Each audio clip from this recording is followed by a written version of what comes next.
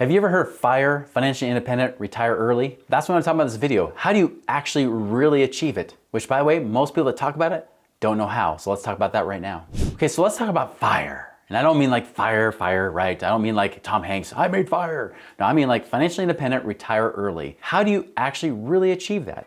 What makes it possible? What are the steps you have to take? What should you be investing in? Because most of the time people are talking about this FIRE movement aren't financially independent themselves and they don't even realize it. And here's why. So let's dig in.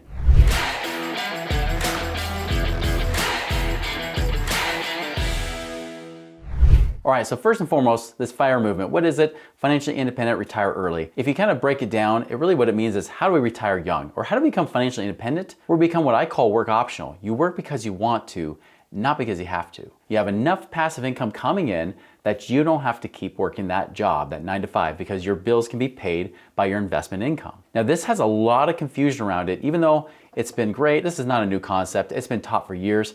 Although now the millennial generation is really starting to take it. What's ironic though, is that right now, as they've done studies about where the millennials compared to like their baby boomer parents, the baby boomer parents were actually farther ahead than millennials are today, even though more millennials are trying to create that FIRE, that financially independent, retire early lifestyle. What's holding them back? Now, some people can blame inflation, which is definitely part of the problem, of course, but remember, they're still saving like crazy. They're trying to live dirt cheap. And that's what usually people will interpret FIRE to be, is that if I just live cheap enough and then I dump all my money into these mutual funds, well, then I can live on 4% a year.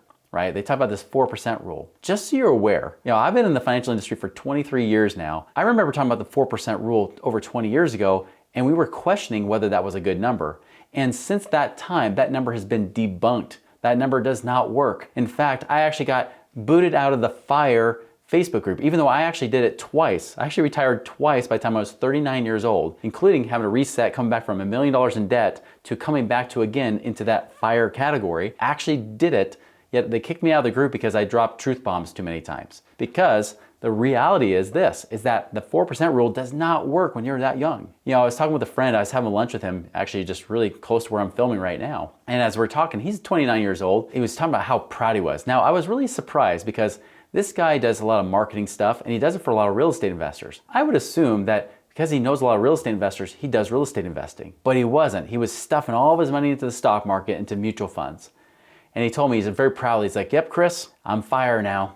I'm now able to retire off the mutual fund investments. I'm like, oh, really? He's like, yeah, I've got over $1 million saved up. I'm like, that's pretty impressive, especially for 29 years old. $1 million saved up is no small feat. He's like, yep, I got over $1 million saved up and I can live on that 4% a year. I said, you realize that doesn't work in reality, right? Well, what do you mean? I said, well, that 4% was an old rule. They created that. That was actually taken from statistics from 1976, when right after the time that the gold was taken away from the dollar, so the dollar was no longer set to gold standard anymore. So inflation started to skyrocket more and more after those years. So now we have more inflation, and two, people live longer. So they were doing that based on the average life expectancy and the typical inflation at that time from 1926 to 1976. It's way different now. Now it's actually 3%, and that's only if you're in your 60s or 70s. Maybe you could do 4% in your 70s because you may not live as long, but 3% is what they recommend now in retirement. He's like, are you kidding me? I'm like, no. In fact, if you want to do it early, it's only 2%.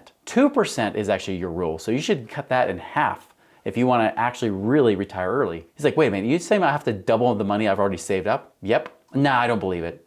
I'm like, you don't have to. I mean, I've only been doing this since you were in first grade, but don't take my word for it. I've actually done it, but you do whatever you have to do, and that's the thing. He kind of walked away a little bit upset, which I thought was ironic. It's like, listen, there's a better way to do it. I know, because I was the guy trying to do the same thing he was doing at his very age and found out it didn't work. It wasn't legit. And so that's the one thing you gotta be aware of, is that this FIRE movement, when they're trying to tell you to do this 4% off your mutual funds, if you're trying to retire early, it won't work because of the ups and downs of the market. If you're trying to pull out money during those down years, you actually accelerate really the decline of your money. And so 2% is all they would recommend if you model it out and you want to make sure it all works. Now, I'm not trying to get all nerdy about this or whatever, but just so you know, the 4% rule doesn't work. And if that weren't enough, just so you know, even a guy on Dave Ramsey's show, one of his co-hosts even said 3% rule, which ticked off Dave Ramsey because he thought you could pull out 8%. And so Just so you know, there's all this misinformation out there, but take it from somebody who's actually done it twice and seen the reality and seen what happens, especially with the stock market, where I used to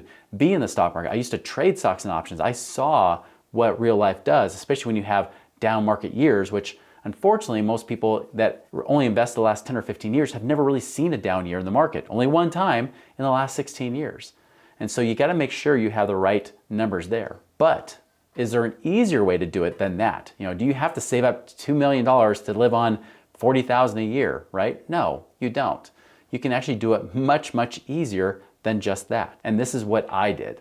So here's what I did. I realized it wasn't about compounding my interest, right? Compounding this money and then living on less than the interest, which is what, again, would be recommended if you're in mutual funds. This is even what I thought. Even when I was a financial advisor, I thought if I was going to try to live on $60,000 a year or $5,000 a month, I would have to save at least $2 million to do that. Unfortunately, $5,000 a month back then was almost like $11,000 or $12,000 a month today in the comparison of lifestyles. So I was thinking that was a nice, comfortable lifestyle. Well, now $5,000 a month is not as comfortable, is it? Because of inflation and things like that. So now you would have to have double. So just understand, if you're going to try to use those mutual funds, you're going to have to keep doubling about every 12 to 15 years, whatever that goal is that you have to hit. You have to keep doubling it to keep up until you finally get there. Or you can do this, and this is what shocked me, because when I was a financial advisor, I didn't know this whole world existed. But when I realized I couldn't even get my dad to retire, who was like the penny pinching saver, debt-free, he was like the poster child for Dave Ramsey, yet he couldn't retire. I was looking for something else. And that's when I started looking at things like real estate investing. I started talking to real estate investors who were financially free in their 20s and 30s. And here's what was the big difference. Instead of saving and accumulating for that someday, they actually invested to create income today. It's about that cash flow, that income that comes in right now. Not what you think it might do in the future, but what it's actually doing in reality today. So for example, what I didn't realize was possible is that if I had $100,000 and I go and I say I invested with a real estate investor, I don't have to do the real estate investing. I actually lend the money to the investor, and then that investor has to pay me back 1% a month, which, by the way, I do have several investor friends that do pay 1% a month. That 1% a month on that $100,000 means I make $1,000 a month. Now remember, if you're trying to do the whole 2% thing to make $12,000 a year, well, guess what? You got to times that by 50. You would have to have like $600,000 in a mutual fund. Or could you have just $100,000 to be able to pay you the same amount of money? And this is what woke me to a whole new world, right? And I'm not gonna sing Aladdin for you just because I said that, okay? But here's what it awakened me to, is that all of a sudden I realized, wait a minute, if I want that $5,000 a month or $60,000 a year, well, that means I just have to have that same $600,000. But instead of $1,000 a month, it could be $5,000 a month. So I just have to get to that $600,000. Now, what if I know it's gonna take me a little bit longer? Maybe I have to get to $1 million. Great, well that million at 1% a month is $10,000 a month, right? Or $120,000 a year, and so on. Now, if you're only earning 10%, yeah, you need a little bit more. If I want $10,000 a month, that's $120,000 a year. If I'm making 10%, I need $1.2 million to work for me. But that's a heck of a lot easier than trying to save up roughly about $4 or $5 million, which is what many people do. That's rough. That's really, really tough to do. So I don't recommend that path. I recommend doing the shorter path that gets you there faster, so you don't have to keep chasing after inflation like you're some dog just trying to chase after a truck. You want to make sure you can get there faster by doing it that way. Now, I'll give you some other examples. I had somebody who actually, she was a health coach. She said, I only have $250,000. My financial advisor says I have to quadruple my money in the next 10 years if I want to retire. I said, well, what do you need to retire? $2,000 a month. That's it?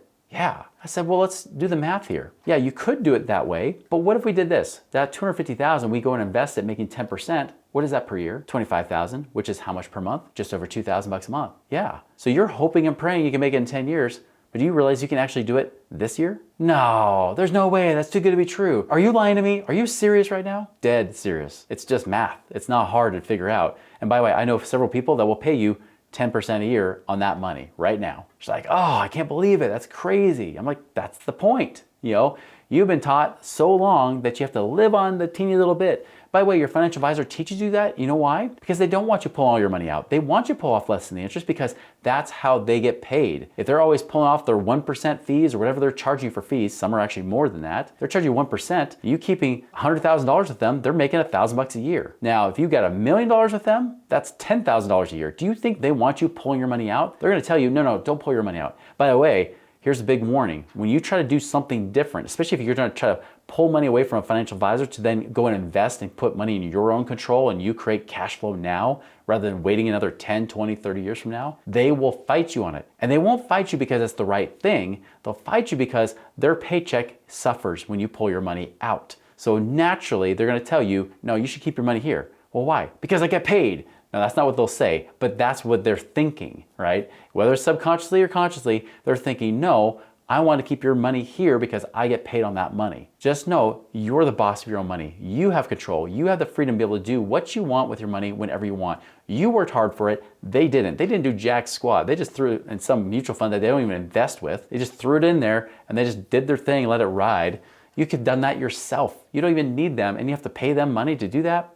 Ridiculous. You can do better going on your own and you can even take less risk, especially if you get real asset-backed investments, things like real estate where it's backed by a real asset, not some arbitrary number that can go up or down depending on what politician says that day. You can actually take better control of your money and make higher rates of return. I had another client, same thing. He had $1 million. His financial advisor says you should only pull off $30,000 a year. I said, well, that's horrible. Why would I do that? He's like, why would I pull off $30,000 a year? I want to live on more than that.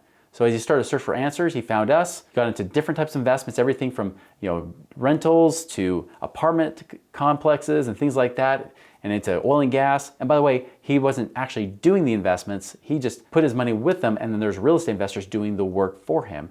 And he was now getting paid over $100,000 a year on that same $1 million. Not $30,000, but over $100,000 a year. So here's the thing, guys. You can get there so much faster if you get your money to work harder for you, but don't buy into the FIRE movement of 4% rule. It's a 2% rule. But you could take that money to get it to do 4, 5, 6 times better than what you're doing over here. The way to figure out that is subscribe to this channel. Be sure you keep watching more of these videos to learn how you can do it. And by the way, I'd even recommend also listen to our podcast on this channel as well. We got 2 podcast episodes that come out each week that you can learn from where we dive deeper into these different methods that will set you free. And you can actually go to your friends and say, guess what? I am actually FIRE. I am actually able to retire early because my money is actually working for me and paying me income, not just some number that I hope will work in the future. It works. It's worked for me and it can work for you.